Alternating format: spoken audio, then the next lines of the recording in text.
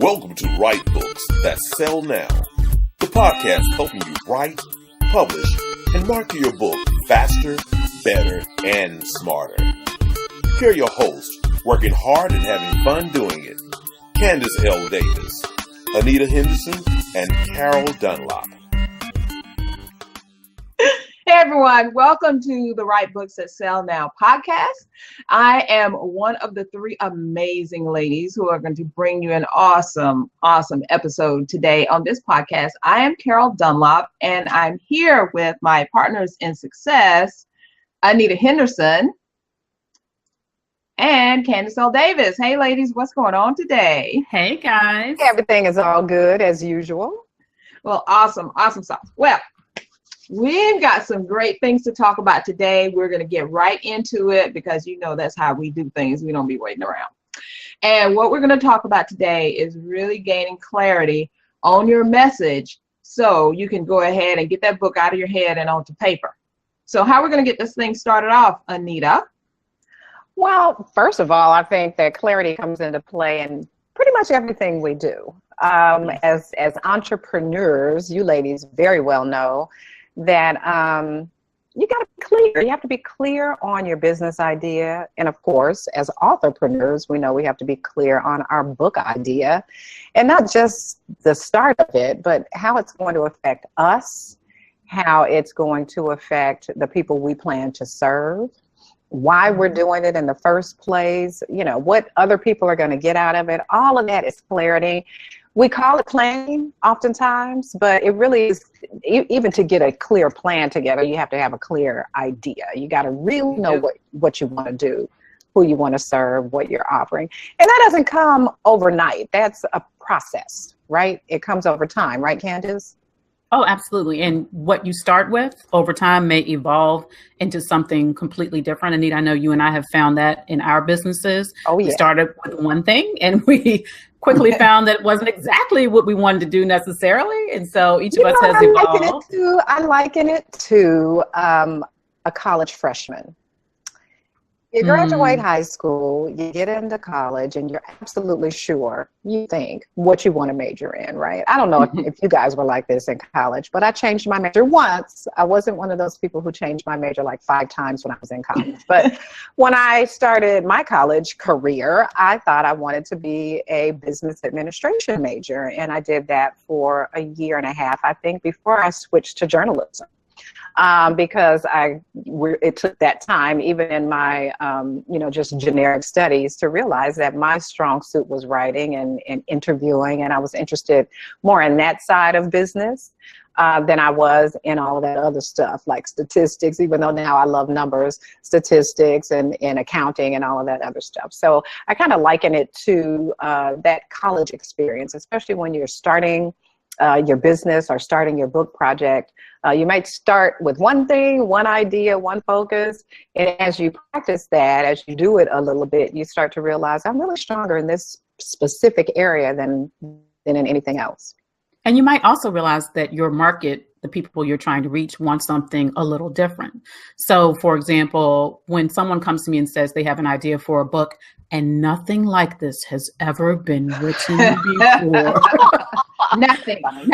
My first question is, well, why not? Because certainly there are just no new ideas. Let's just be real. You have your own spin on it, which is always going to be completely unique because it comes from you based on your experience, your knowledge, your expertise, which no one else has. But if you can't find a single book that's been written on a similar topic, not to be exactly the same, but within that same subject area, unless it's brand new technology, I'm a little concerned. Yeah, give it a second thought. When I've shared that with new authors, they kind of take a step back, like, hold on, wait a minute. You know, I want my thing to be totally unique and totally brand new. And, sure, hats off to you that you want that, but you really need to think about, is there a market for whether it's a business idea or a book topic? You really got to think about whether anyone's out there even looking for that. Is there a need for that? Is there something that already exists in that space that you can use as a as a baseline, just to kind of look at what other books are out there, like the book you want to write. What other companies or small businesses even are out there that are providing the type of service to the type of audience that you've identified, and what has worked for them, what's not worked for them, where are they, what area in the marketplace is not being served in that particular space, and that niche that you want to serve, and how can you capitalize on that? So it's not that you need to be inventing some brand new thing, right? Coming up with some brand new topic for your book or a brand new business idea, but what space exists already, what audience is out there that needs what you would like to offer, and then what's being missed, what one thing or two things are the other competitors not addressing that you can address, and then capitalize on that. Yeah. I mean, you have to do your research. It starts getting that clarity for whether it's a book idea or a business idea or a course you want to create or a physical or digital product that you want to create. It starts with doing your research. Is there a problem that you can solve that's either not being solved yet, or that you can put a new twist on it or solve it for a new audience that is currently being ignored by the marketplace, which we find is all too common? Well, that's a good point. Research. Okay. So that's one of the main things, one of the important aspects of gaining clarity. And people shy away from research because they think it's hard. We think research involves all this data gathering and, all of this really, really hard stuff. Maybe we have to purchase numbers and statistics and these kinds of things. But Carol, I know you have some insight, especially from a digital perspective and a marketing perspective, of some other ways that we can do research to help gain clarity. Give us some insight there. Oh, these are so high tech. I mean, you guys might have to just put your extra smart thinking cap on to use them. Basically, the number one way to get accurate research is to ask people what they want. What are they looking for? That's too easy, Carol. But it works. I'm telling you, it works. And I do talk about it in the book. I've preached about it for a long time. And basically, you just need to ask people. Ask people what. Now, that comes with a caveat, because I can't remember who it was. I think it was Ryan Lebeck in his book Ask, that I love. He was saying that when Henry Ford invented the car, he said he couldn't just go out and ask people, well, what kind of car do you like? Yeah, well, it wasn't even a car thing. He just like, how can I get around easier? They would have said, I want a faster horse. So you can't take people at face value, because really and truly they don't know what they want. But if you ask questions of them, eventually you will get to what it is that they really want and what it is that they need. And then you can give them what they want, sell them what they want, and then you give them what they need, packaged in with everything. I have a great story. I know Anita and Candy's gonna love this, but I have a great story about becoming clear and what that does for you. One of our program participants, I don't want to say her name right now because we were kind of talking confidentially, and she was saying that, and she's gonna write a testimonial about this, but she was saying that when she first started writing her book, she was just all over the place. She just started writing, and she just wrote and wrote and wrote, and she had pages and pages and chapters. But once she became a part of Write Books That Sell Now in the course and started listening to Candace talk about your two purposes and why you're doing this, and Anita, and Candace also talking about the outline, and then Anita bringing all her goodness that she brought about publishing, and then me talking about social media, she said she really, really began to hone in on who her real target market or ideal perfect reader was, and what they wanted from her and what she needed to give them. And now she is, I want to say, only a couple months away from finishing her book. Originally it was gonna be like June or something. Now she's like, no, child, it's gonna be like I think she said April, maybe the end. So I am so happy for that we could help her bring that clarity, because the clarity is what's going to help her get that #1 best-selling, most awesome book out there into the market, to the people that she's trying to reach. And it keeps coming back to, if you just ask yourself over and over, whether you're writing a book or building a product or business, what problem am I trying to help this person solve? You have to know who the person is. Mm-hmm. Who is the person?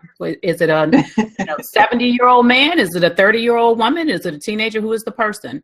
And what problem am I trying to help her solve? If what you're about to add to your book doesn't help solve that problem, perhaps it doesn't belong in your book.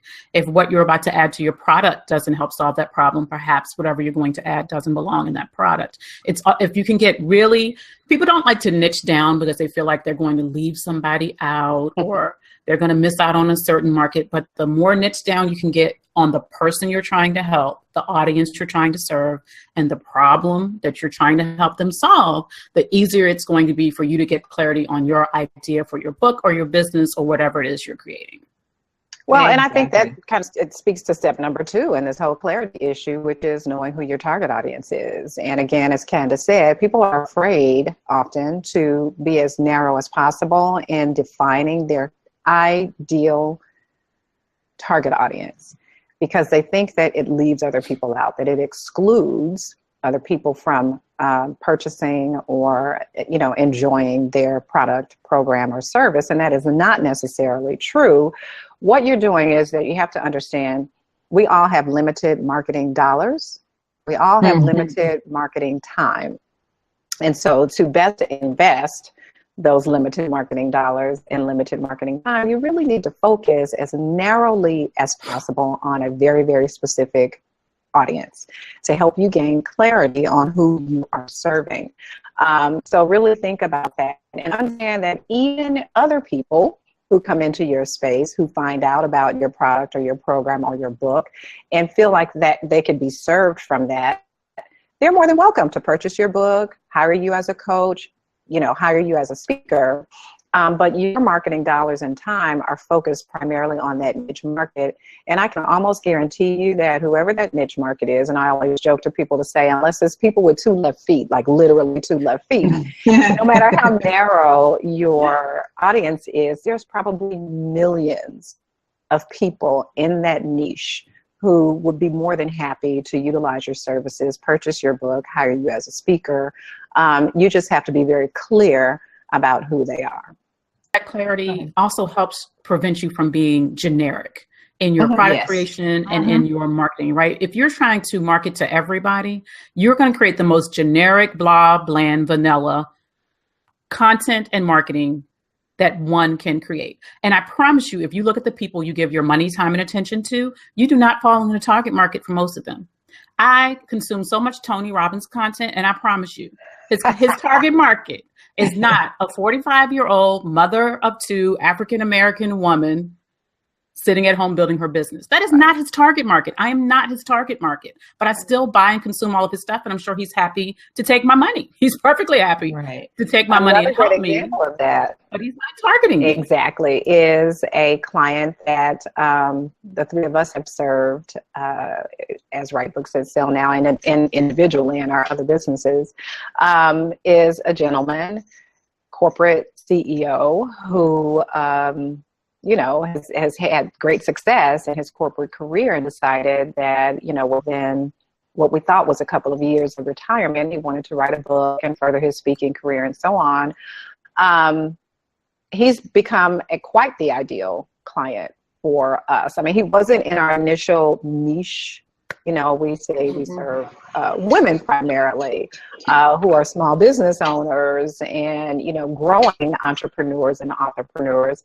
And this gentleman doesn't fit into that box necessarily, but he, not quite. Not at all. He has written a phenomenal book, utilized our services, and is ready for more of the trio that is Write Books That Sell Now. So understand that, again, even though you do narrow your target audience very, very succinctly and specifically to a specific audience, it does not mean that other people will not be attracted to you and that other people, someone who doesn't look like your avatar ideal client comes up to you and says, I want to work with you. Don't you dare say, you're not ideal client. Of course, if they just don't fit, maybe if you're coaching and that person is not coachable, there are other characteristics that might make them not not someone you want to actually work with.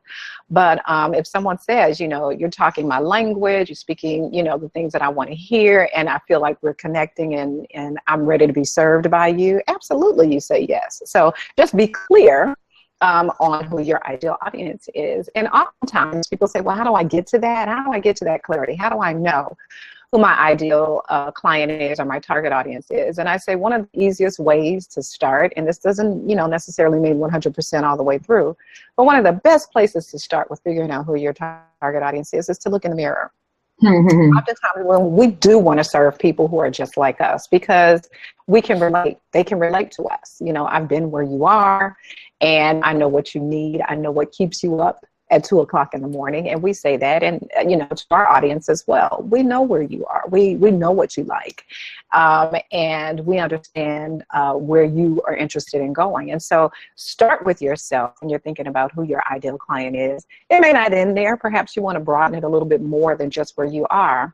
And oftentimes you want to work with people who maybe are 2 steps at least behind where you are, right, Candace? I know you say that all the time. Oh, for sure. For sure. And one of my favorite things has been, thanks to Miss Carol, finding and sort of drilling down that avatar using social media, because people come and look for what they want and ask questions in social media groups. Carol, can you give a little more about how you use social media to identify your ideal client? I would love to, darling. Thank you very much for that. The most successful thing I've been able to do is to utilize social media in a way where people get to know, like, and trust me.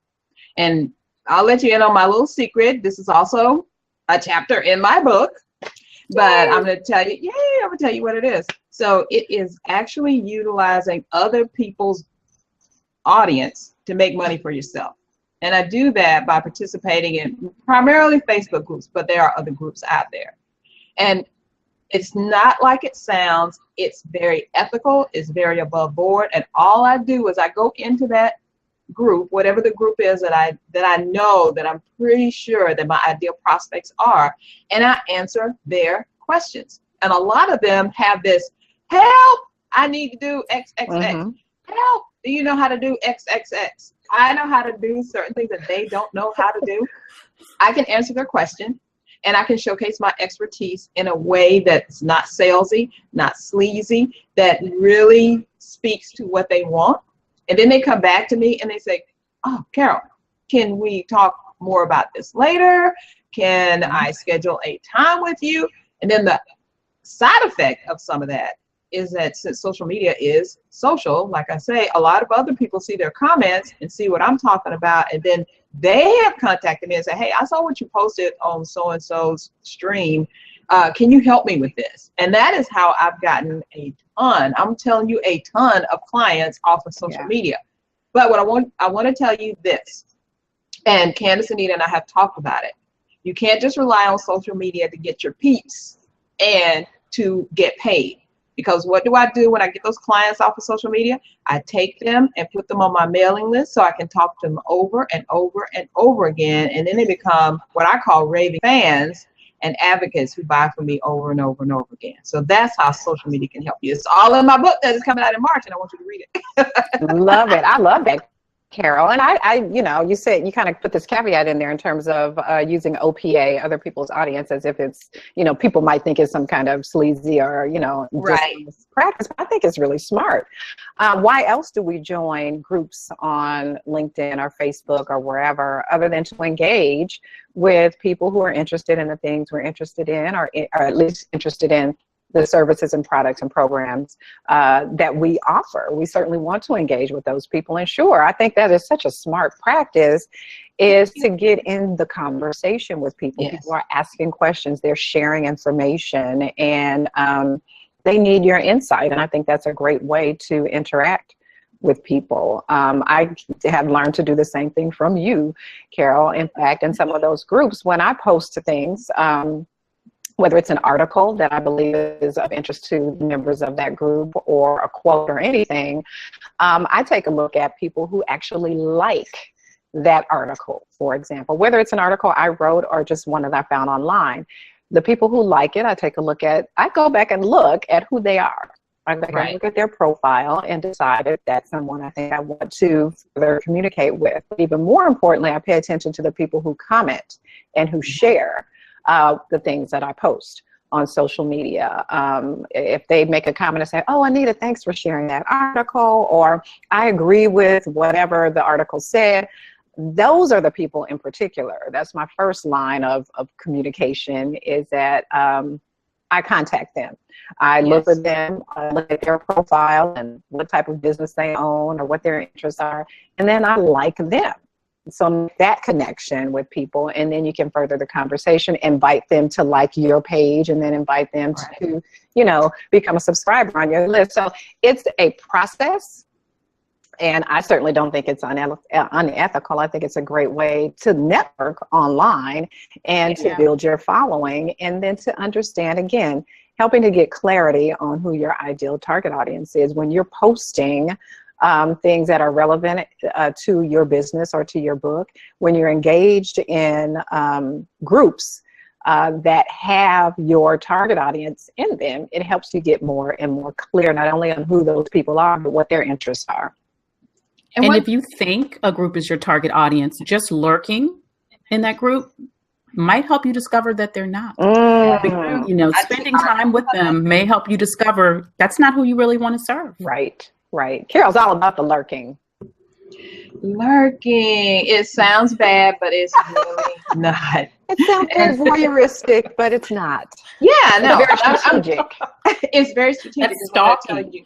All right. That's stalking. There's a difference between lurking and stalking. There is a difference. The lurking that I'm talking about is when, like Candace said, let's say you pick 3 groups. They can be Facebook groups because everybody knows about Facebook. 3 Facebook groups to join. And you think that your ideal prospects are there.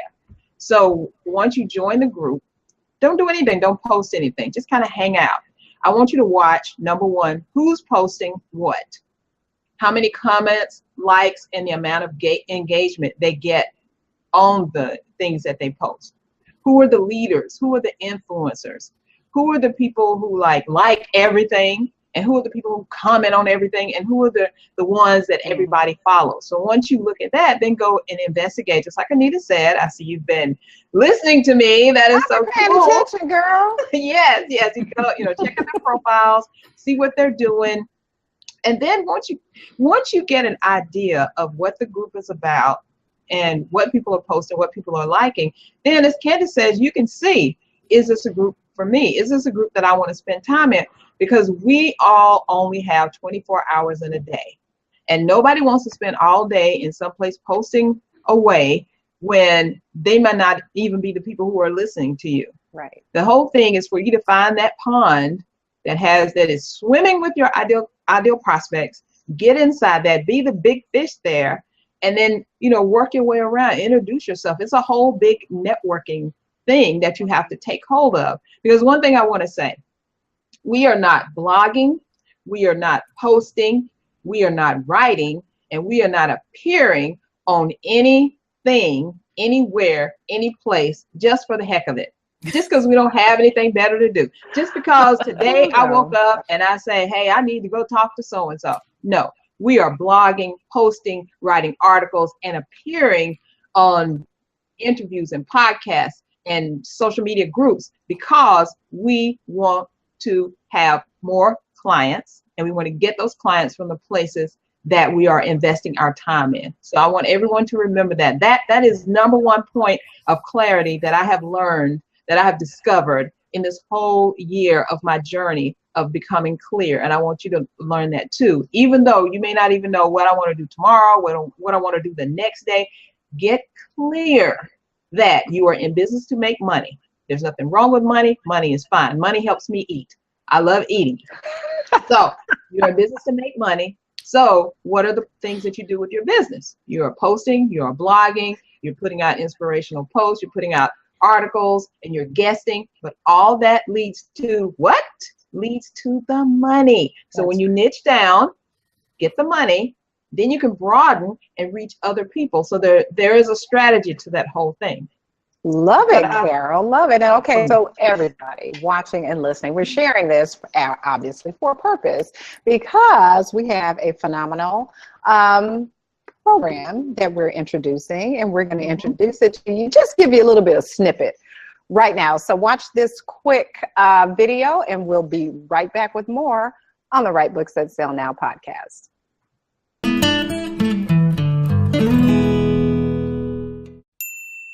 Hey everybody, this is Anita Henderson, Candace Davis, and Carol Dunlop, the Write Books That Sell Now team.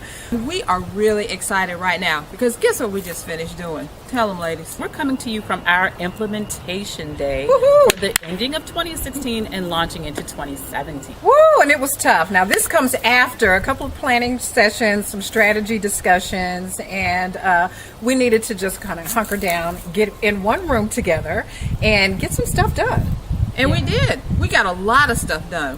We planned so many. Oh, I was going to tell. I was going to say. She was going to mention. You can give a hint. I'm sorry. Okay, a little hint. It is something very exciting that we're bringing out in 2017. You guys are going to love it. We can't wait to show it to you, and actually it's going to be out pretty soon. I can't wait. We are excited. You're going to absolutely love it, and it is, again, another program to help you improve your visibility, boost your brand, and really get out there in a way that you've probably wanted to for a very long time. It provides the support and encouragement that we know you need. Because as you know, as a Write Books That Sell Now team, we've been where you are. We know what you want. We've desired the same things. The same things that keep you up at 2 o'clock in the morning have kept us up at 2 o'clock in the morning. So we know what that is. And we also know how good it feels to finally accomplish your dreams and see some success and some results. And just like we spent today taking action on our goals for 2017, we want to help you do the same thing. Yes. So stay tuned. We have so much more coming out that's going to help you get to where you want to be and get those things out of your head and onto where it really needs to be. You're going to love it. So just stay tuned. You'll hear some more from us in the coming days. Bye-bye. See you later. Bye. All right, welcome back to the Write Books That Sell Now podcast with your trio here. I'm Anita Henderson, joined, of course, by Carol Dunlop and Candace Davis. And, of course, we are the podcast that helps you be a phenomenal authorpreneur so you can really take your book and your business to the next level. This episode, we have been talking about gaining clarity with your book idea, gaining clarity with your business idea. And earlier we talked about a couple of points of clarity. One would be certainly getting clear through research, doing your research, understanding who you serve, you know, why you're doing what you do, asking the questions of people, the easiest way to do research, as Carol mentioned. And then, as Candace said, you want to make sure that you're solving a problem. What problem are you solving for people? Second point when it comes to clarity, again, is knowing your audience. Who is your ideal, perfect, unique, wonderful, targeted, niche audience that you want to serve, and understand that there are probably millions of people out there just like that. Start with yourself. And then, of course, you want to also be stealth and strategic and utilize OPA, as Carol calls it, other people's audiences, and do that online. You can do some lurking and watching in different groups. The third point we want to bring home when it comes to this idea of clarity, obviously, is something that we do often. We make it hard, but it doesn't have to be, and that is goal setting. Setting some goals to help you be clear. That can look like a lot of different things. It doesn't have to be this big, long strategic plan, you know, with all these bullet points and numbers and, you know, pages and pages. It can be a one-sheeter. Candace, talk a little bit about how you do goal setting. So it used to be a mess. I'll just tell you. In a word, it was a mess. Not even kidding. I can go back and look at journals from, you know, several years ago and see like all these goals that I set, but there was no order or structure to them. Many of them, the timeline was much too big without any of the steps that I was going to have to take to actually reach those goals. So it was like a great goal. Let's say you have a goal to write a book, and that's all you say to yourself. Mm-hmm. That's not going to help you, honey lamb. You need a goal. You need to break that down into the tasks that it actually takes to accomplish that goal. So earlier this year, Anita, I know you and I both read the same book, The 12-Week Year, which talks about doing that goal setting for a quarterly period. The system they used in the book was too complicated for me, but I took what I needed from that system, and that's what I use. I do a quarterly basis now, whatever my goals are in the different areas, and then I break them down into the tasks that I can accomplish in a week. And then every day when I look at my top 3 goals for the quarter and what can I do to get me closer to those goals today? What can I actually accomplish today? So having the big goals is great. Yes, I have 5-year goals and 10-year goals, just like everybody else, but my focus is on those quarterly goals and how I can move towards them every day. And it's much less messy. I still don't hit every timeline that I set, but I always put a reasonable timeline on it. Doesn't mean I'm always going to hit it, but I want to have made a certain amount of progress by the time I reach that deadline. I love that. I think measures are really important with goal setting and time. So keep that in mind, everybody. How much, how often, whatever it is, put a number to it. Again, we talk about goal setting when it comes to writing a book, and Carol knows this very well. Yeah. You need to determine, or at least set a goal, a target of how many words or how many pages or how many hours you're going to write in each of your writing sessions. Otherwise, you'll just sit there and look at that darn, blasted cursor on your laptop just flashing at you, and you won't have any idea what direction you're going to go in or what your goals are for that writing session. So that's a measurable goal. Again, how many words, how many pages, how many hours you're going to write in a session. And then, of course, time related, you want to say by X date, I want to have my first draft finished. Or by X date, I want to have this book in my hand. Or by whatever date, I want to have started my side business, or I want to have 3 clients, or whatever it is. So put a measurable amount thing that you want to accomplish, and of course, a date. Carol, what are your goal setting approaches or strategies? Well, Anita, Candace, at the beginning of this year, 2016, I decided that I needed to get clear on what the heck I was doing. Because Just what am I doing? Period. At the start of the year, I had 2 businesses. I was running both of them, and I was running myself crazy. I mean, seriously crazy. We've been talking about this for a while, young lady. Yes, I know. And it's something about the people who are closest to you that you really don't freaking listen to. And then you have to get an outside source, which is one of the ways that you can help meet your goals, is to get an outside source, somebody that doesn't even know you, like a coach, or hire a coach, get a coaching friend or something that you can work with. But basically, you're going to have to probably hire them and make some kind of investment, because then they will tell you unabashedly what you need to do. Yeah. And this person, when I went to my first event, my first personal development event all year, and really in a long time on this social media, web design type thing, get myself clear.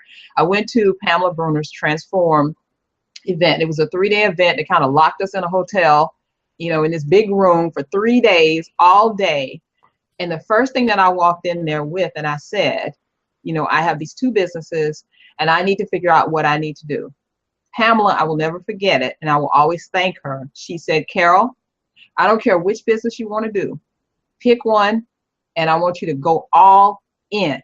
I don't want you to leave any stone unturned. Just pick one of them, leave the other one alone, and go all in. That was the hardest, the most gut-wrenching, the most scared I've ever been in a long time of actually letting go of something, following someone's advice. And this was a stranger, person I'd never met before, who's coming into my life saying, you're great, you're awesome, love you, which are things I love to hear. But she said you need to get totally clear. And you can't get clear when you're split down the middle and you're serving 2 masters. Somebody's going to get left out. So pick one. I don't care which one it is, pick one. So by the end of that conference, at the end of day 3, I had chosen this business, Creative Services International, and to move forward with my web design and social media. And it's been hard. It's been a struggle, but that was a goal. But here I am, December of 2016. I am totally clear about what I know that I can do. how awesome I am, how wonderful I am that I can do it, and about who I serve and what they want. So that is the thing. You gotta figure out what your number one goal is, to get totally clear on what you need to do. And I cannot stress that enough. And then when you get clear on it, keep moving forward, because that was the thing that allowed me to write that doggone book. Because after I came from Transform, Anita and Candace, you know this, after I came from Transform, I had the idea for the book. I knew what I wanted to do. I knew that the book would launch my speaking career, and the other things that I want to do following that, to take me in a new direction. So, and that's what clarity will do for you. And that's a tough decision for all of you entrepreneurs out there who have multiple ideas for a business or multiple ideas for a book. You really do need to choose one. And when you first hear that, it feels like, you know, which one of my babies do I have stabbing. It's like you know, that arm am I going to cut off? This is not Sophie's choice, Lee. It's Sophie's choice. Yes, it is. So, but you really do have to choose, because focus is critical. Focus is very important to success. And you will find yourself, as Carol mentioned, if you're serving two masters, two businesses, and going in all these different directions, you're making either no progress in any of them or slow progress, and you're really stifling your success. You are, yeah. So as you work your corporate job and start your business on the side, be focused with what that business is, and understand what we're saying is that clarity doesn't come overnight. We said that at the beginning of this episode. It doesn't come overnight. You don't just wake up and say, oh, I know what I want to do, and it's perfect. You have to sometimes practice what you want to do, what you think you want to do, and then learn what your sweet spot is, as Carol calls it, your secret sauce, what you really are excellent at, before you understand the clarity. But if you're trying to do 2 or 3 different things, it's much, much harder to get clear on what your secret sauce and your sweet spot is. So you got to focus on one. And that really is the core of clarity. So we hope that you have taken a lot from this episode, and we hope that you will join us as we help other entrepreneurs along the journey of gaining clarity in their business pursuits, in their book projects, and in life. That's what we are here to do at Write Books That Sell Now, and we're excited to get going with it. Absolutely. Well, Anita, I have a shout out for today. Yay. And Carol actually led me right into it, because she just talked about coaches. And this book is a book that's written for coaches. I don't know if you can see it because my light is shining on it. It has one of the worst book covers I've ever seen. Can you see how bad that cover is? It's really bad. It's just like a blue cover with black, very basic, like, I don't know, Times New Roman print, and it's terrible. But the book is really great. It's called Despite the awful book cover. It also has a bad title, you guys. Oh, it's called Strategic Intervention Handbook. Isn't that terrible? What? What made you buy this book? It's but it's really great content. That's the awesome thing. So it's by Magali Pasha and Mark Pasha, and they are life coach trainers. They have a life coach training program in partnership with Tony Robbins. And this book is actually great if you're considering building a business as a life coach, but it's also great to use to coach yourself. They have some great strategies in here to deal with things like goal setting that we talked about, self-sabotage, all the things that you would deal with a coach, that you can actually implement these strategies for yourself. So if you look at the cover, which Carol has popped in here so that you can actually see it clearly, you can see that it looks, I could have made that myself, and I have zero design skills, and I would be embarrassed to call it my own because it looks terrible. But the content was such that I had gotten their content through their videos, and that was amazing content. And so I was willing to take a chance on spending, I don't know, $15 on the book or whatever it was. But I can promise you I would never have picked up a book with a cover that looks homemade like that otherwise, if I hadn't already been sold on just how great they and their information are. All right. Content is king, right? That's right. Content is king. But we do certainly highly encourage high quality design as well. But thanks for that shout out. Candace, we'll take a look for that book. And we want to thank everybody for joining us on this episode of Write Books That Sell Now. Of course, you know, we are the podcast that gives you real insight into the real world of becoming a successful self-published author, and of course, a successful entrepreneur. So stick with us. We want you to certainly follow us on Facebook. We've got some great conversation going there. We are Write Books That Sell Now on Facebook, of course. And we will see you on the next episode. Take care, everybody. Bye. Thanks for listening. Find out more about becoming an author and making the most of your book at writebooks.sellnow.com.